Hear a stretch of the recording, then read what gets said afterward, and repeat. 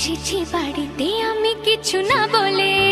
Tick tick tick tick ঘড়ির সাথে সাথে তাল মিলিয়ে এই তো এলে, তবে কেন এখনই যাবে চলে? ও বলো কি বলার আছে, এসেছি তোমার কাছে। শোনা,